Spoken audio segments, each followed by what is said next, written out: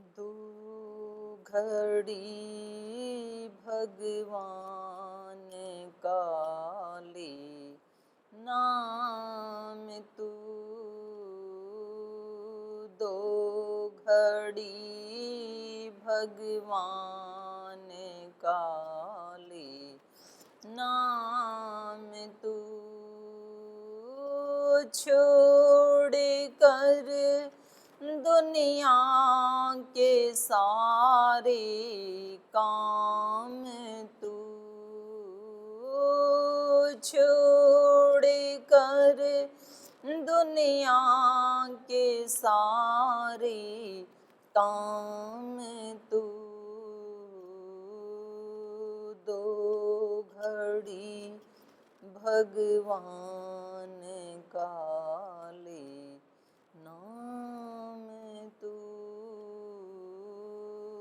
दो घड़ी भगवान का ले नाम तू,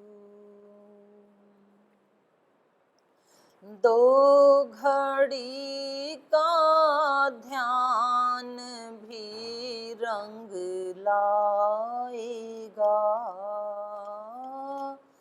दो घड़ी का ध्यान भी रंग लाएगा, दिशा में थोड़ा सुबह और शाम तू, दिशा में थोड़ा सुबह और शाम तू, छोड़ कर दुनिया के सारे काम तू, छोड़ कर दुनिया के सारे काम तू, दो घड़ी भगवान का ले नाम तू, दो घड़ी भगवान का ले नाम तू,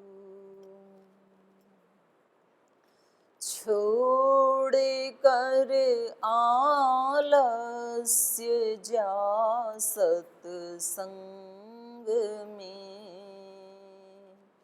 छोड़ कर आलस्य आ सत्संग में, प्रेम रसिका भक्त वर पी जाम तू, ज्ञान रसिका ए भगत पी जान तू, छोड़ कर दुनिया के सारे काम तू, छोड़ कर दुनिया के सारे काम तू, दो घड़ी भगवान का ले नाम तू, दो घड़ी भगवान का ले नाम तू, देख तेरे काम की बात है, देख तेरे काम की बात है, पाएगा दुनिया में फिर आराम तू, पाएगा दुनिया में फिर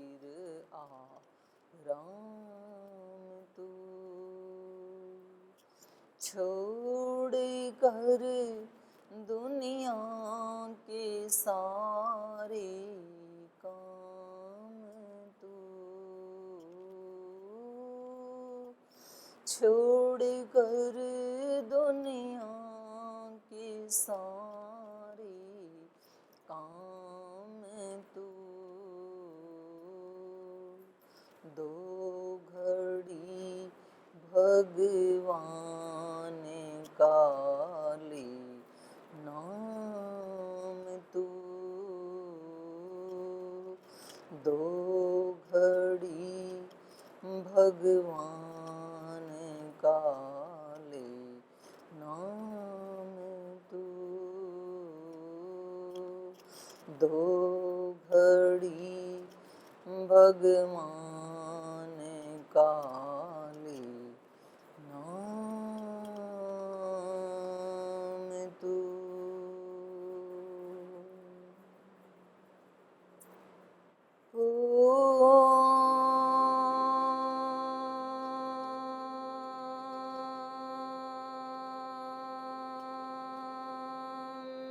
व्रतानां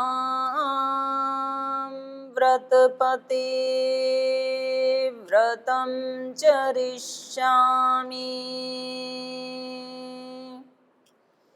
तच्छकीयं तन्मे राध्यताम्,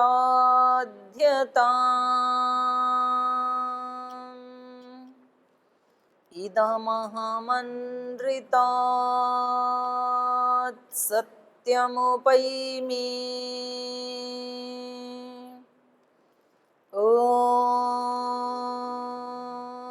शान्ति शान्ति शान्तिः।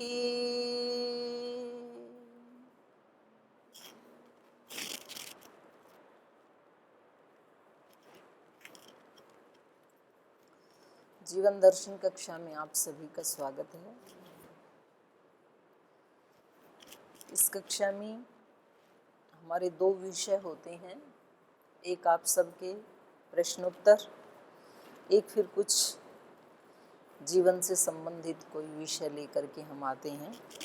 तो आज जैसा कल बताया था कि अपने अपने कार्यों के बारे में आज बताएंगे।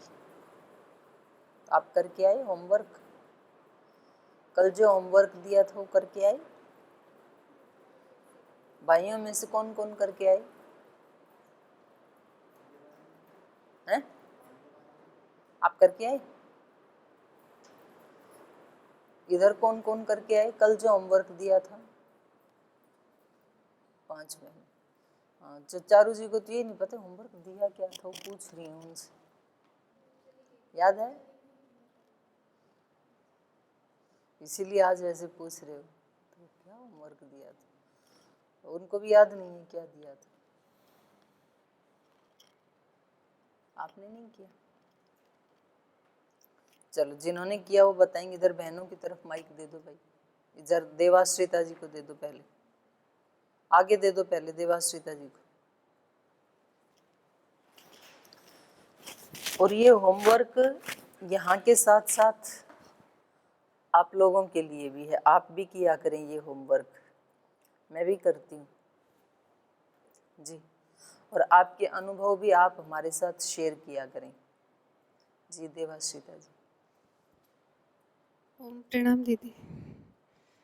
आज सुबह से 2 दिनचर्या होती है गुरुकुल की हमारी, उसमें से योग को और एक कक्षा को छोड़कर सारा मैंने यज्ञ भाव से किया, याद रख करके। अच्छा, एक कक्षा को और एक यज्ञ में ध्यान चला गया इधर उधर जी, व्यायाम के साथ। बाकी पूरा ध्यान पूर्वक गंभीरता से किया।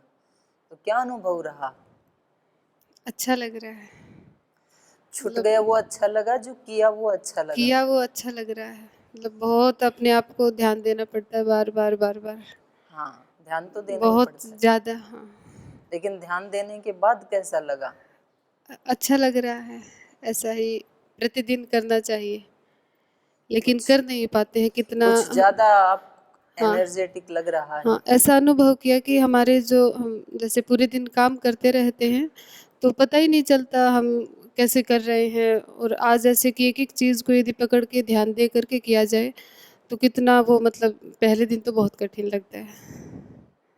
तो ये नहीं पता कि मतलब क्या और उसको कैसे डिफाइन करें, क्या अच्छा लग रहा है, लेकिन ये पता लग रहा है कि अपने कामों को जब यज्ञ भाव से करते हैं और जागरूक होकर के करते हैं तो उसकी बजाय अच्छा लगता है जब हम ऐसे ही अंधाधुंध करते हैं, एक प्रवाह में कर रहे होते हैं, पता ही नहीं है कि क्या करना है, कैसे करना है, इसका परिणाम क्या होगा। कम से कम जब आप जागरूक भाव से करते हैं तो कम से कम आपके सामने ये रहता है कि इसका परिणाम अच्छा होगा, इतना तो रहता ही है ना कि भाई हम इस कार्य को यज्ञ भाव से कर रहे हैं, तो जिस काम को हम यज्ञ भाव से करेंगे उसका परिणाम क्या होगा, परिणाम तो अमृत जैसा होगा। तो गीताकार कह रही हैं। चलो, देवाश्रिता जी के लिए धन्यवाद, उन्होंने काफ़ी जागरूकता से अपना दिनचर्या की आज की। जी ओम प्रणाम दीदी। सबसे पहले तो कल रात की नींद से ही प्रारंभ किया था।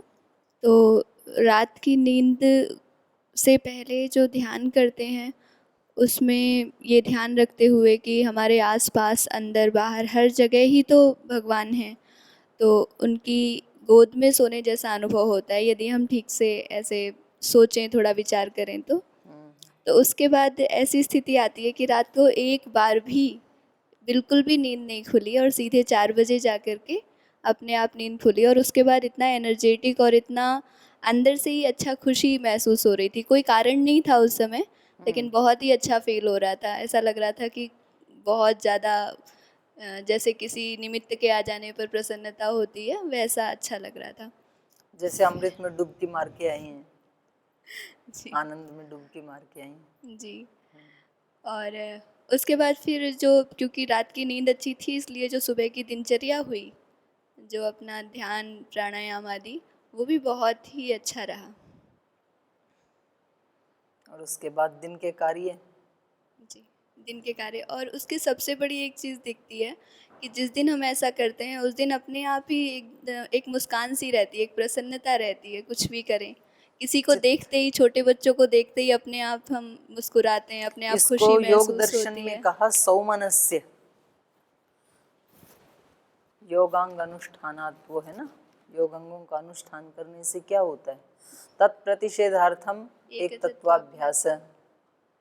उन विघ्नों को हटाने के लिए क्या करना चाहिए, एक तत्व का अभ्यास। एक तत्व का अभ्यास करना चाहिए। वो एक तत्व क्या है, ये ही है जो आप अपना हर काम करते हुए ये कह रहे हैं कि मैं सो रही हूँ तो भी उसकी गोद में, जग रही हूँ तो भी उसके आंचल के नीचे, काम कर रहे हैं तो भी ऐसे जैसे कोई बालक अपनी माँ के आसपास क्रियाएं करता है, खेलता है।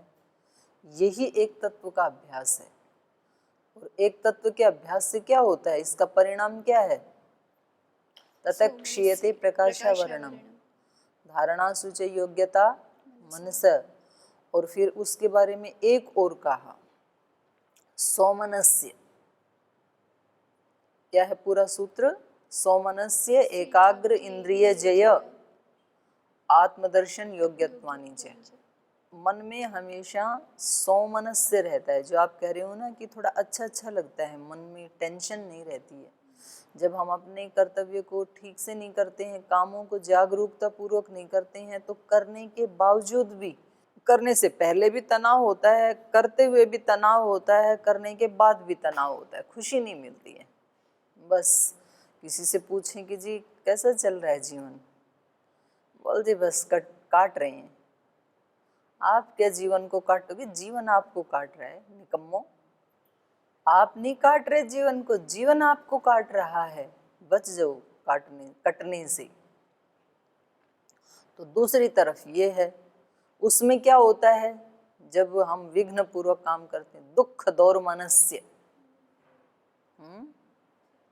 उसमें दुख होता है, दौर्मनस्य, मन प्रसन्न नहीं होता है। जब जागरूक भगवत शरणागति में रह करके जब हम कर्म नहीं करते हैं तो अंदर अंदर से मन जो है ना थोड़ा भारी भारी रहता है। उसको किसी के ऊपर ब्लेम डालेगा, या तो दूसरा कोई भी ना मिले तो अपने ऊपर ही ब्लेम डालेगा। फिर क्या करूं, मेरे से ऐसा नहीं हो पा रहा है, पहले तो कर लेता था, ये नहीं हो पा रहा है। मतलब वो कुछ ना कुछ ये किसी पे तो डालता है उसको, वो है कचरा अंदर का। बहुत अच्छी बात है। और ये इसमें एक ये सबसे अच्छी बात है कि ऐसे जीवन की शुरुआत करनी है तो वो रात से होती है। मैंने पहले भी एक दिन कहा था, दिव्य जीवन की शुरुआत यदि कहीं से करनी है तो वो कहाँ से करना है? नींद से। रात का मतलब है मेरा नींद से। अब जिनकी रात को ड्यूटी हो तो जगते हैं बेचारे रात को, वो नहीं कर पाएंगे। जब सोते हैं आप, वो नींद आपकी जितनी डिवाइन बनेगी, क्योंकि उसमें और कुछ नहीं करना। दिन में हम बहुत सारे काम करते हैं एक काम के साथ। जब आप खाना खाते हैं तो केवल खाना ही नहीं खाते हैं, आप बहुत कुछ करते हैं। तो एक कहानी सुनाई थी ना मैंने, गुरु नानक की और मुल्ला पादरी की। तो ऐसे हम सब की यही स्थिति है, हम एक ही काम नहीं करते, कई कई काम करते हैं। लेकिन जब हम सोते हैं तो कुछ लोगों को तो स्वप्न आते नहीं, तो एक ही काम चलता है नींद का। कुछ को स्वप्न आते हैं तो उनके प्रति भी जागरूकता बढ़ जाती है। आपके स्वप्न आपकी चेतना के आईना है, शीशा है। कि आप कैसे स्वप्न देखते हैं वही आपकी चेतना का स्तर है। ये बड़ी मतलब एक वैज्ञानिक पद्धति है, अपने सपनों के बारे में जानना कि मेरे को कैसे कैसे सपने आए, उसका क्या अर्थ हो सकता है, क्या कह रहे हैं वो। तो कुछ सपने तो जो सात्विक लोग सपने देखते हैं वो कोई आगामी घटना के बारे में उनको पता लग जाता है। जो घटना कल घटित होने वाली है वो आज रात को आपको दिख जाएगी, क्योंकि कोई भी घटना स्थूल रूप में घटित होने से पहले सूक्ष्म रूप में वो घटित हो चुकी होती है, तब वो स्थूल रूप लेती है। तो जो पकड़ सकते हैं सूक्ष्म को, जिनका चित्त सूक्ष्म चित्त जो है वो इतना जागरूक है, अवेयर है, तो वो पकड़ लेते हैं। ऐसी बहुत सारी घटनाएं हैं। जो अमेरिका के राष्ट्रपति थे अब्राहम लिंकन, बहुत भले आदमी थे, धार्मिक आदमी थे। तो उन्होंने एक सपना देखा कि बहुत सारे लोग उनका पीछा कर रहे हैं और वो दौड़ते दौड़ते राष्ट्रपति भवन में जा कर के पहुंच गई।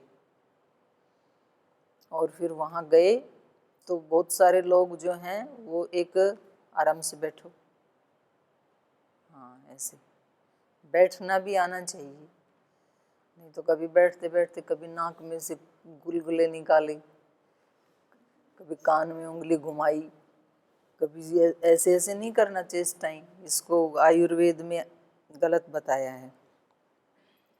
तो वो अपने सपने में ही दौड़ते दौड़ते राष्ट्रपति भवन में गए तो वहाँ कफन पड़ा हुआ है और कुछ लोग उसके चारों तरफ उदास उदास से बैठे हैं। तो सपने में उन्होंने पूछा कि भाई क्या हो गया? बोले राष्ट्रपति जी की हत्या हो गई। और ऐसा सुन के उनकी आंखें खुल गई।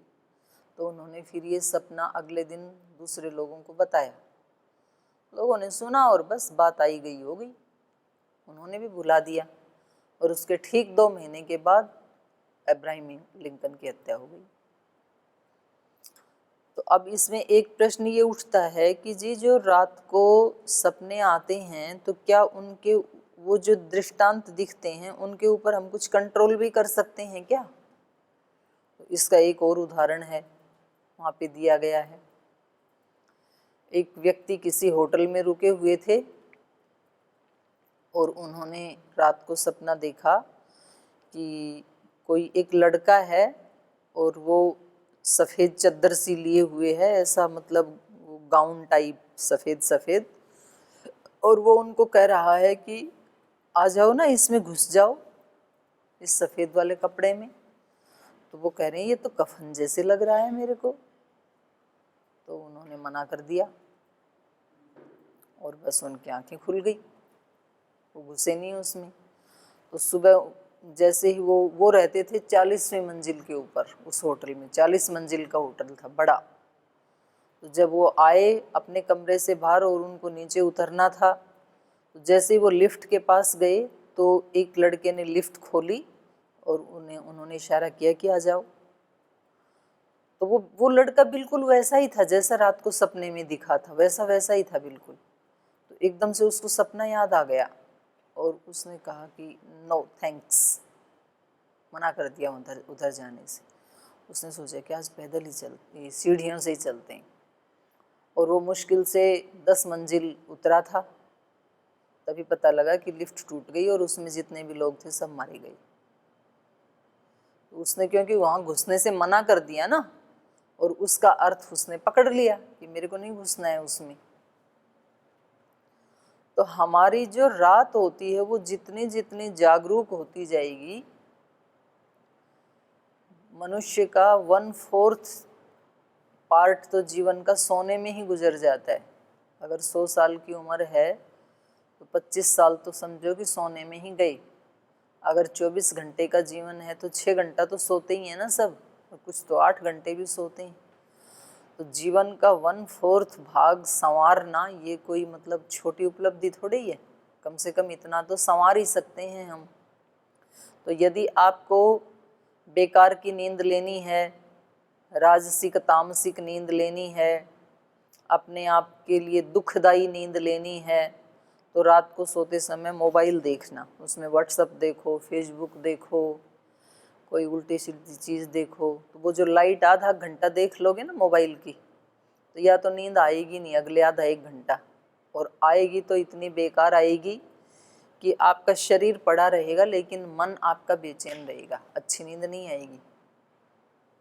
अगर आपको दुख चाहिए तो ऐसा करो, अगर आपको सुख चाहिए, अच्छी नींद चाहिए, सात्विक नींद चाहिए, तो आपको सोने से 1 घंटा पहले मोबाइल का प्रयोग नहीं करना चाहिए, उसको दूर रखो। कोई बहुत आवश्यकता हो जाए अपवाद रूप में, वो अलग बात है, सामान्य बात ये कही जा रही है। दूसरा, जहाँ तक हो सके चुप हो जाओ, बहुत ज़रूरी है तो बोलो, वरना तो 1 घंटा पहले मौन हो जाओ। तीसरा, जब सोने लगो तो बैठ के या तो गायत्री मंत्र बोल लो या ओम बोल लो या कुछ भी ना बोलो, ऐसे ही शांति से बैठ जाओ, या ऐसे भी शांति से ना बैठा जाए तो अनुलोम विलोम प्राणायाम कर लो। और बस भगवान से इतना बोल दो कि भगवान जी जितनी भी देर नींद आएगी, 4 घंटा 6 घंटा, जितनी देर आपके पास है, आप 10 बजे सो रहे हो, 4 बजे उठना है तो 6 घंटे हैं, 11 बजे सो के आपको 4 बजे उठना है तो 5 घंटे हैं, जितना भी है, कि जितनी भी देर में सोऊं बस आपकी चेतना में डूब जाऊं, मैं अपने आप को खो करके आप में तल्लीन हो जाऊं। और अगले दिन यदि आप मुझे जन्म देंगे उठने के लिए, तो मैं वो आपकी ऊर्जा लेकर के उठूं और आपके कार्य में लगा दूं उसको। इतना तो बोल ही सकते हैं, इतना भाव तो कर ही सकते हैं। फिर आप देखना कि आपको सुबह उठ के कैसे लगेगा।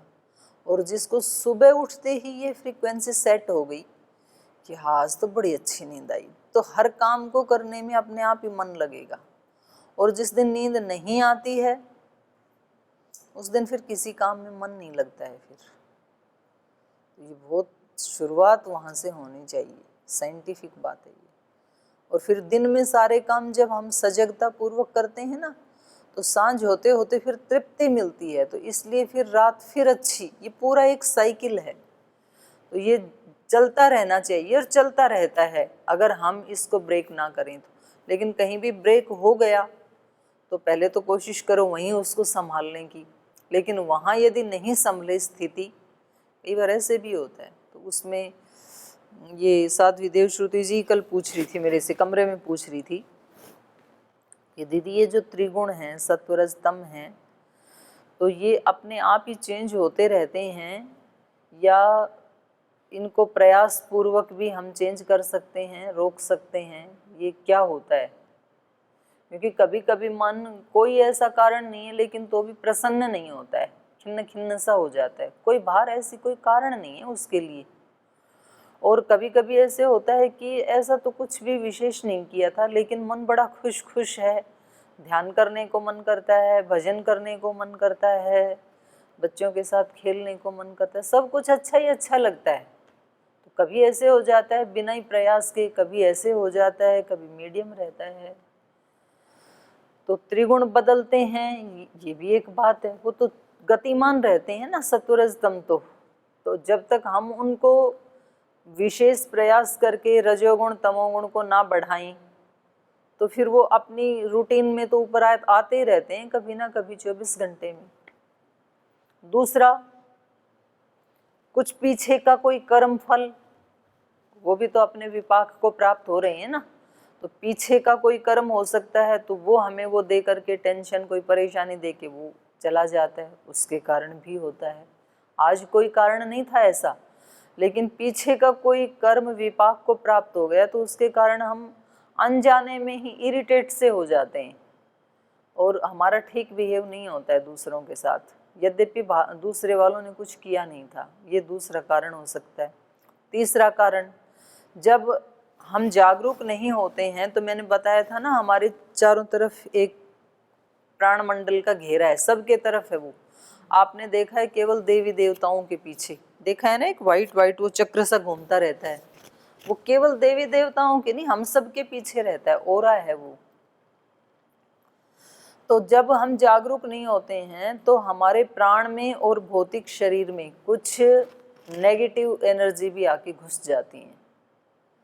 भैया आपका कमरा यदि खुला है तो हो सकता है कि एक भी मच्छर छिपकली ना घुसे, लेकिन ये भी हो सकता है कि छिपकली भी घुस जाए, मच्छर भी घुस जाए और बिच्छू भी घुस जाए, और क्या पता सांप भी कहीं से रेंगता हुआ आ जाए। खुले में तो सारी पॉसिबिलिटी हैं, तो कुछ भी आ सकता है। तो कभी कभी हमारे ओरा के अंदर दूसरी चीज़ें भी आके घुस जाती हैं। तो ये इतने सारे कारण होते हैं। और कभी कभी हमारे अंदर अच्छी चीज़ें भी आ जाती हैं। दरवाज़ा खुला है यदि तो कभी कभी कहीं यज्ञ हो रहा है, कहीं अगरबत्ती धूप बत्ती जल रही है तो उसकी सुगंध भी आ जाती है, तो हम अनायास कभी कभी खुश भी हो जाते हैं। तो कभी दैवी शक्तियाँ भी आके हमारे को टच करती हैं। लेकिन यदि व्यक्ति जागरूक है तो फिर वो उसी चीज़ को अंदर आने देगा जो उसको चाहिए। अंदर उसको क्या चाहिए? फ्रेश हवा चाहिए, बाकी और कुछ नहीं चाहिए। तो वो जागरूक है तो अपना मैस डोर लगा के रखेगा, जाली का दरवाज़ा लगाएगा, तो अब उसमें हवा तो आ सकती है, बाकी कोई नहीं आ सकता है।